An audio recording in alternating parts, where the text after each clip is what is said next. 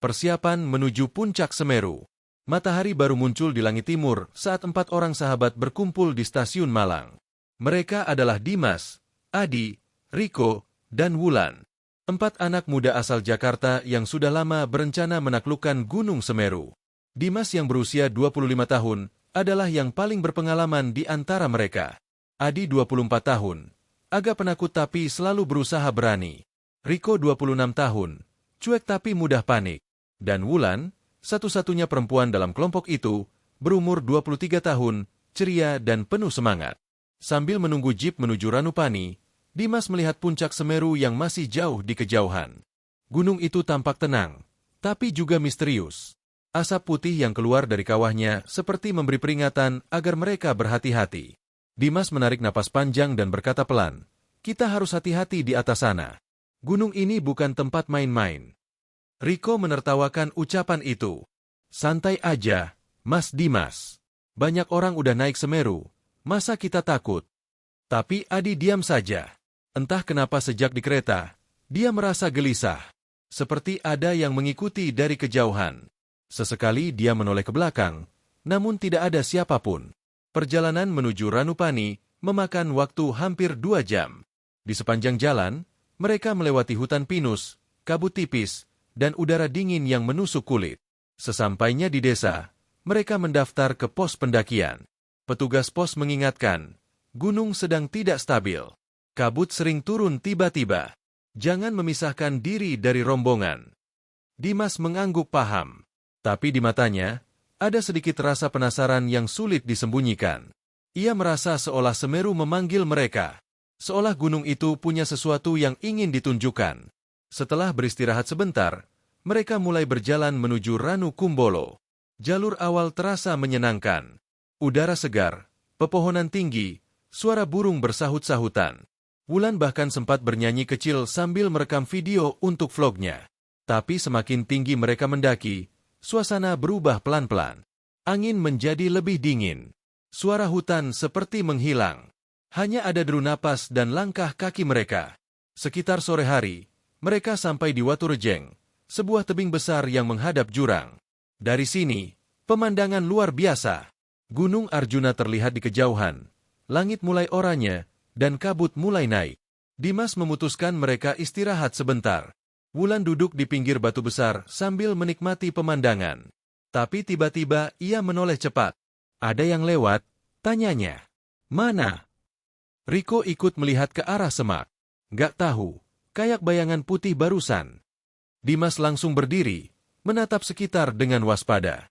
Tapi tidak ada apa-apa selain suara angin. "Mungkin kabut," katanya singkat. Tapi di dalam hati, Dimas mulai merasa tidak tenang.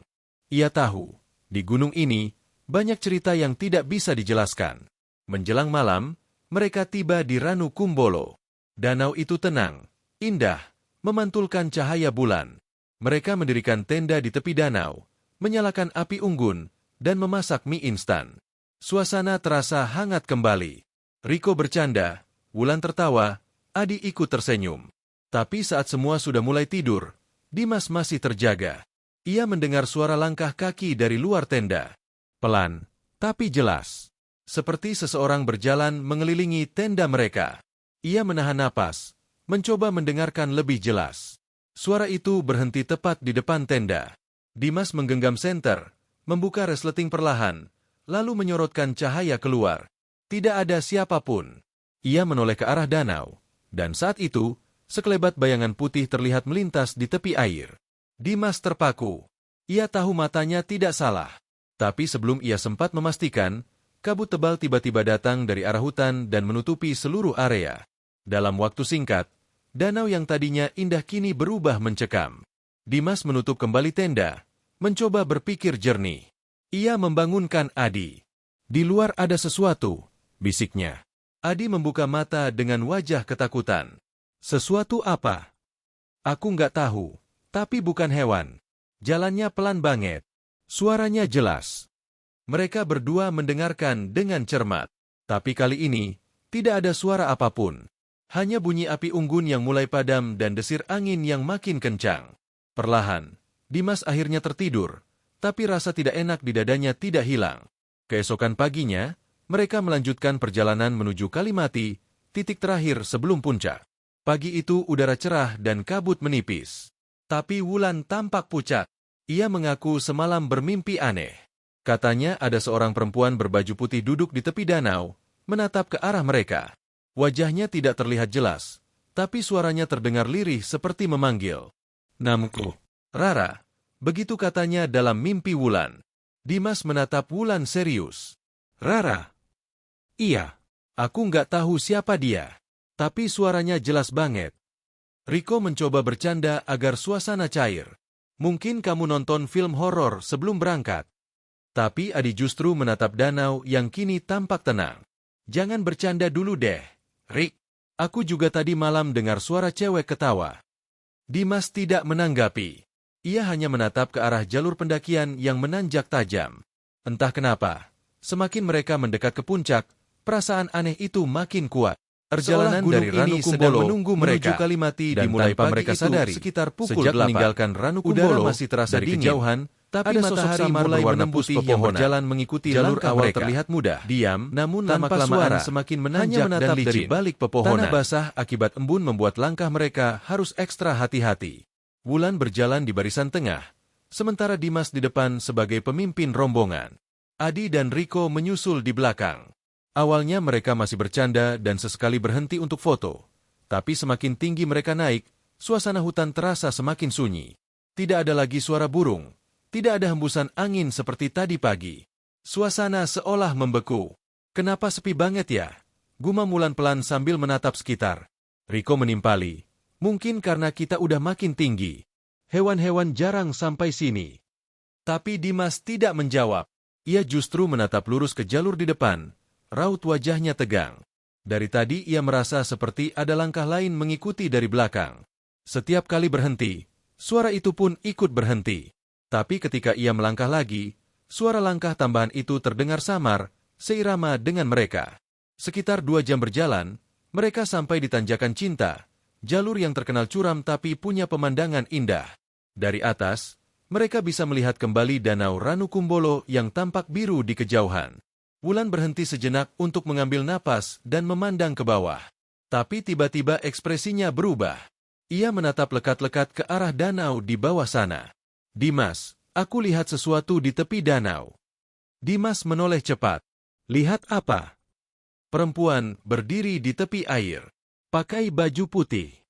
Riko langsung menatap ke arah yang sama, tapi ia tidak melihat apapun. Mungkin kabut." Tapi Wulan bersikeras. "Nggak, aku yakin banget. Dia ngelihatin ke arah kita." Adi mulai terlihat panik. "Udahlah, jangan dibahas. Kita lanjut jalan aja." Dimas mengangguk setuju. "Ayo lanjut. Jangan menoleh ke belakang." Mereka melanjutkan pendakian tanpa banyak bicara. Tapi sejak saat itu, suasana berubah total. Seolah energi gunung itu tiba-tiba berat. Langkah kaki terasa lebih lambat, udara makin tipis, dan di kejauhan terdengar suara samar-samar seperti bisikan. Bisikan yang terdengar seperti seseorang memanggil nama mereka satu persatu. Pertama Dimas, lalu Wulan, kemudian Adi, dan terakhir Riko. Setiap mendengarnya, mereka hanya saling berpandangan, tidak ada yang berani bersuara. Hanya tatapan ketakutan yang saling bertemu. Setelah menempuh perjalanan hampir 6 jam, mereka tiba di Kalimati. Area ini cukup luas dan sering digunakan sebagai tempat camp terakhir sebelum summit ke puncak Mahameru. Mereka segera mendirikan tenda dan beristirahat. Tapi meski matahari belum terbenam, udara di sana terasa sangat dingin. Angin bertiup kencang, membuat suara-suara aneh dari pepohonan sekitar. Sambil menyiapkan makanan, Dimas memperhatikan Adi yang tampak murung. "Lo kenapa, Di? Dari tadi diam aja." Adi menjawab pelan, "Gue ngerasa kita diikutin. Dari tadi gue denger langkah di belakang." Wulan yang duduk di sebelah langsung memeluk jaketnya erat. "Aku juga ngerasa gitu. Kayak ada yang jalan bareng kita. Tapi pas nengok nggak ada siapa-siapa." Riko mencoba menenangkan. "Udah, jangan terlalu dipikirin. Bisa aja cuma hewan." Dimas menatap Riko tajam. "Kalau hewan, langkahnya nggak bisa seirama sama kita, Rik." Malam tiba lebih cepat dari yang mereka duga. Langit gelap total, hanya diterangi cahaya api unggun kecil di depan tenda. Mereka makan seadanya dan berencana tidur lebih awal, karena besok dini, hari akan melakukan summit Atak ke puncak Semeru. Tapi rasa gelisah masih terasa kuat di antara mereka. Sekitar pukul 9 malam, kabut turun perlahan. Angin bertiup makin kencang, membuat suara ranting berderak di sekitar mereka. Dimas yang masih terjaga mendengar sesuatu dari arah hutan. Suara itu seperti langkah kaki berat yang mendekat. Ia keluar dari tenda sambil membawa senter. Cahaya senter berputar pelan menembus kabut, tapi tak terlihat siapapun. Saat ia memutar tubuh ke kanan, matanya menangkap sosok samar di antara pepohonan. Seorang perempuan berpakaian putih panjang, rambutnya terurai, berdiri diam tanpa wajah yang jelas. Dimas menahan napas. Senter di tangannya gemetar. Cahaya bergetar mengenai wajah sosok itu, kosong, tanpa mata, tanpa mulut, hanya kulit pucat keabu-abuan. Dimas mundur pelan dan segera masuk kembali ke tenda. Nafasnya memburu. Di luar ada orang, katanya pelan. Riko membuka mata. Orang. Perempuan. Baju putih. Berdiri di antara pohon. Wulan langsung menutup wajahnya dengan sleeping bag. Aku nggak mau lihat. Aku takut banget. Adi mencoba mengintip dari celah tenda tapi tidak melihat apapun selain kabut pekat. Udah, kita tidur aja. Jangan buka tenda lagi malam ini. Semua setuju, dan malam itu mereka mencoba tidur, meskipun tidak ada satupun yang benar-benar bisa memejamkan mata. Menjelang dini hari, sekitar pukul 2, Dimas terbangun lagi. Ia mendengar sesuatu dari luar. Suara perempuan berbisik lembut, memanggil namanya. Dimas, jangan tinggalkan aku di sini. Suaranya pelan tapi jelas. Dimas menahan napas, menatap ke arah luar tenda yang kini berembun. Suara itu kembali terdengar, kali ini lebih dekat. Dimas. Tanpa sadar, ia menggenggam resleting tenda, ingin membuka sedikit untuk memastikan. Tapi sebelum sempat melakukannya, tangan seseorang menepuk bahunya dari belakang. Dimas menoleh kaget. Wulan terbangun, wajahnya pucat. Kamu juga dengar, bisik Wulan pelan. Dimas hanya mengangguk. Mereka saling berpandangan dalam diam. Tidak ada yang berani berkata apa-apa lagi. Di luar sana, suara langkah pelan itu masih terdengar, mengitari tenda mereka perlahan. 1, 2, 3 putaran. Lalu berhenti tepat di depan. Hening. Beberapa detik kemudian, terdengar suara seperti seseorang mengelus kain tenda dari luar. Suara itu bergeser ke kanan, lalu ke kiri, dan berhenti lagi di depan pintu tenda. Adi yang juga sudah bangun menahan napas keras-keras. Riko memejamkan mata sambil menggenggam pisau lipat di tangan. Tidak ada yang berani bergerak, sampai akhirnya suara itu menghilang begitu saja. Mereka hanya bisa duduk terdiam sampai pagi datang, menunggu cahaya matahari menembus kabut dan menandakan waktu untuk melanjutkan pendakian. Tapi mereka semua tahu, malam itu bukan sekadar mimpi. Sesuatu benar-benar mendatangi mereka. Dan entah kenapa, Dimas merasa sosok itu belum pergi.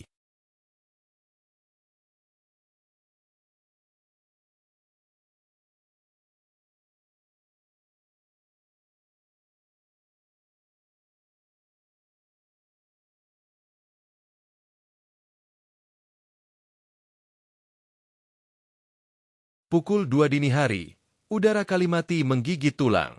Kabut belum juga pergi, dan embun menetes dari ujung dedaunan, membuat suasana makin dingin. Dimas terbangun paling awal. Matanya masih berat, tapi tubuhnya terasa gelisah sejak kejadian tadi malam. Ia duduk di depan tenda sambil menyalakan kompor kecil, mencoba memanaskan air untuk kopi. Satu persatu, Wulan, Adi, dan Riko mulai bangun. Tidak ada yang banyak bicara. Semua masih terbawa suasana mencekam semalam. Hanya suara gemericik air dan desiran angin yang terdengar. Riko mencoba bercanda untuk mencairkan suasana. Kalau tadi malam beneran ada yang keliling tenda, semoga dia nggak ikut nanjak bareng kita ya. Tapi tidak ada yang tertawa. Dimas hanya menatap Riko tanpa ekspresi.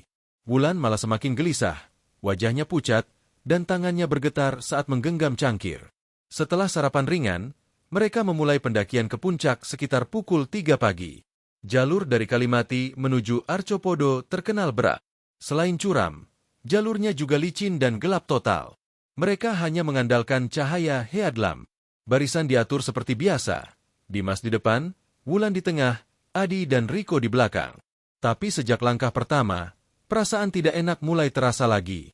Langkah Dimas terdengar bergema, seolah ada lebih dari 4 orang yang berjalan di sana. Adi sempat menoleh ke belakang, memastikan tidak ada rombongan lain yang mengikuti. Tapi anehnya, di kejauhan, di antara kabut, ia seperti melihat bayangan seseorang berjalan perlahan di belakang mereka. Wajahnya tidak jelas, tapi rambut panjangnya menutupi separuh wajah. "Dim," bisik Adi pelan. "Gue kayak ngelihat orang di belakang." Dimas berhenti dan menoleh. "Siapa?" Adi menunjuk dengan senter, tapi saat cahayanya diarahkan, tidak ada siapapun di sana. Hanya kabut tebal yang menggantung di antara pepohonan pinus. "Kayaknya gue ngelihat salah," ucap Adi gugup. Dimas tidak menjawab, hanya menghela napas. "Jangan dipikirin. Fokus aja ke langkah." Mereka terus naik. Semakin lama, oksigen semakin menipis. Nafas mereka terengah-engah, dan setiap langkah terasa seperti beban berat. Namun di antara semua rasa lelah itu, Wulan tiba-tiba berhenti mendadak. "Aku dengar suara perempuan nangis," katanya pelan. Riko tertawa kecil, mencoba menutupi rasa takutnya. "Mungkin suara angin." Tapi Dimas mendengarnya juga. Samar-samar, di antara desiran kabut, terdengar suara isak tangis. Suara itu terdengar jelas, datang dari sisi kanan jalur. "Jangan nengok," ucap Dimas cepat. "Terus jalan." Namun Wulan tidak tahan. Ia menoleh sekilas, dan matanya langsung membelalak. Di antara pepohonan gelap, ada sosok perempuan dengan baju putih lusuh, berdiri diam sambil menangis menghadap tanah. Rambut panjangnya menutupi wajah. Tapi yang membuat bulu kuduk Wulan berdiri adalah tangannya. Jari-jarinya panjang dan hitam, seperti arang. Wulan menjerit, "Dimas! Dia di situ!" Semua menoleh spontan. Tapi saat lampu senter diarahkan, sosok itu sudah hilang. Dimas menarik tangan Wulan cepat-cepat. "Jangan lihat ke belakang lagi." Mereka mempercepat langkah sampai tiba di Arcopodo, titik terakhir sebelum pasir Mahameru. Di sana mereka berhenti sebentar untuk minum. Raut wajah mereka semua tegang. "Kayaknya kita harus doa dulu," kata Adi lirih. "Tempat ini udah nggak beres." Mereka semua mengangguk dan berdoa pelan dengan kepala tertunduk. Angin bertiup kencang, dan di kejauhan terdengar suara seperti seseorang memanggil pelan. Tapi kali ini mereka memilih diam. Dari Arcopodo menuju puncak, medan berubah total. Jalur pasir yang curam membuat langkah 2 kali lebih berat. Setiap satu langkah naik, tubuh turun setengahnya lagi. Matahari mulai menampakkan sinarnya, tapi suhu tetap menusuk. Dimas berjalan paling depan, menuntun arah. Tapi baru sekitar setengah jam berjalan, Wulan terhenti. Wajahnya pucat, bibirnya gemetar. "Dimas, kayaknya aku dengar suara kamu, tapi dari bawah." Dimas menatapnya bingung. "Suara aku?" "Iya, dari bawah sana. Suara kamu manggil namaku." Dimas merinding. "Wulan, jangan dengerin. Fokus aja ke sini." Tapi suara itu makin jelas. Samar-samar, di bawah sana, terdengar suara yang benar-benar mirip Dimas memanggil. "Wulan, sini, turun, jangan lanjut." Wulan menutup telinganya dan mulai menangis. "Kenapa suaranya kayak kamu, Dim?" Riko langsung memeluk bahunya, mencoba menenangkan. "Udah, jangan dengerin. Itu bukan Dimas." Suasana makin kacau. Kabut turun lagi, padahal matahari sudah naik. Dimas merasa aneh. Padahal seharusnya di jam segitu, jalur pasir Mahameru sudah terlihat jelas. Tapi sekarang pandangan mereka hanya sebatas 3 meter ke depan. Di antara kabut itu, Dimas melihat sesuatu bergerak cepat di sisi kirinya. Sebuah bayangan melintas, lalu lenyap. Beberapa detik kemudian, terdengar suara langkah di atas mereka, padahal tak mungkin ada orang di sana. Adi yang mulai panik berteriak, "Gue mau turun aja, Dim.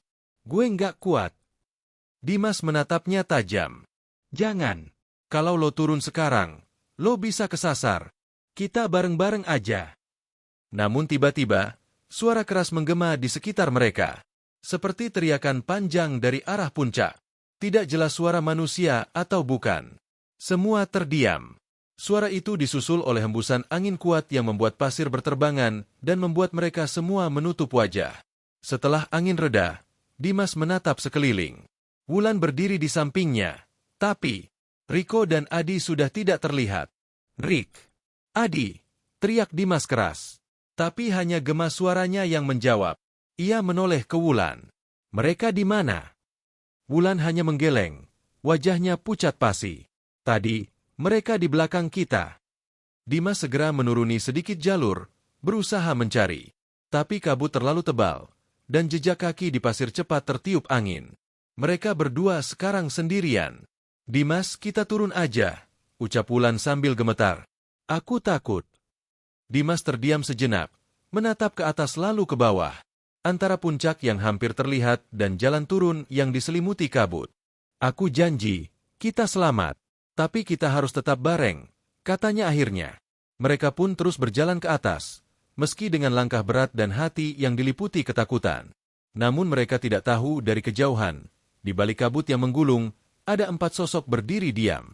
2 diantaranya mirip Riko dan Adi, tapi dengan mata kosong dan kulit pucat keabu-abuan.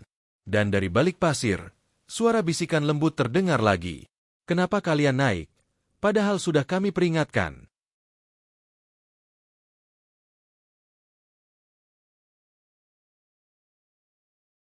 Kabut makin tebal.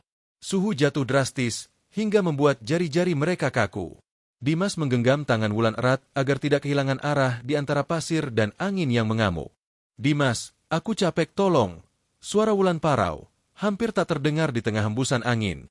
Dimas menoleh, wajahnya dipenuhi pasir. Sedikit lagi, Wulan. Di atas itu puncak. Kita nggak boleh berhenti di sini. Tapi sebelum sempat melangkah, terdengar suara langkah kaki berlari mendekat dari arah belakang. Dimas menoleh cepat, dan matanya langsung membesar. Itu Riko, berlari ke arah mereka, tapi tubuhnya kaku, langkahnya terseret, matanya kosong. Di belakangnya, Adi mengikuti, tapi wajahnya sudah pucat keabuan, bibirnya membiru. Riko, Adi, teriak Dimas. Namun keduanya tidak menjawab. Mereka terus mendekat dengan gerakan aneh, seolah tubuhnya dikendalikan sesuatu. Wulan menjerit, mundur ketakutan. Itu bukan mereka, Dim. Itu bukan mereka. Dimas mengangkat senter dan menyorot wajah Riko. Saat cahaya menyentuhnya, kulit Riko tiba-tiba mengelupas seperti abu tertiup angin. Dalam sekejap, tubuhnya hilang, berubah menjadi kepulan kabut hitam yang melayang dan menghilang di udara. Ya Tuhan! Dimas berbisik, suaranya nyaris tak keluar. Dari balik kabut, terdengar suara perempuan lembut namun dingin, menggema di sekitar mereka. Kenapa kalian naik? Gunung ini sudah menelan yang tak menghormatinya. Wulan menangis ketakutan, memeluk Dimas. Dimas menggenggam bahunya, menatap ke langit. Kalau ini ujungnya, aku nggak akan biarin kita mati di sini. Ia menarik Wulan dan terus berjalan ke atas, menembus kabut tebal, melewati angin yang seolah berbisik di telinga. Sampai akhirnya, mereka keluar dari kabut. Langit mulai terang. Di hadapan mereka, terpampang puncak Mahameru yang megah. Matahari pagi muncul dari balik awan, seolah memberi kehidupan baru. Wulan tersungkur menangis, bersyukur karena akhirnya sampai juga. Dimas duduk di sampingnya, matanya memandangi langit. Lihat, kita berhasil, ucapnya pelan. Tapi tiba-tiba, Wulan menatapnya dengan mata melebar. Dimas, di belakang kamu. Dimas menoleh perlahan. Di tepi jurang puncak, berdiri sosok perempuan berambut panjang, memakai kain putih lusuh, wajahnya samar oleh kabut. Ia menatap mereka, lalu tersenyum tipis. Sudah sampai, tapi tidak semua boleh turun.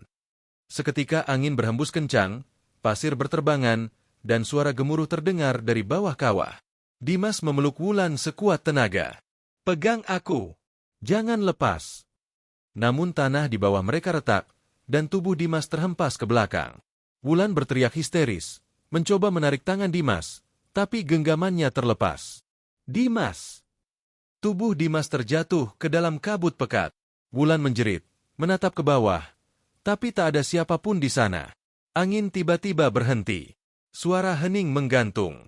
Hanya Wulan yang tersisa di puncak, berlutut sambil menangis di antara sisa-sisa pasir dan kabut. Beberapa jam kemudian, rombongan pendaki lain menemukan Wulan dalam keadaan linglung, duduk di pinggir puncak dengan tatapan kosong. Ketika ditanya, ia hanya menjawab lirih. Dimas, dia nggak jatuh. Dia masih di sini, di antara kabut. Dan sampai hari ini, Setiap pendaki yang naik ke puncak Mahameru di pagi hari, kadang mendengar suara laki-laki memanggil pelan di antara kabut. Wulan, ayo turun, sudah cukup. Papan penanda, terima kasih sudah menonton cerita ini. Kalau kamu merinding atau ikut terbawa suasana saat mendengar kisah ini, jangan lupa untuk tekan tombol like, tulis pendapatmu di kolom komentar, dan subscribe channel ini supaya kamu gak ketinggalan kisah pendakian mistis berikutnya. Siapa tahu, cerita berikutnya justru terjadi di gunung yang pernah kamu daki. Sampai jumpa di cerita pendakian selanjutnya.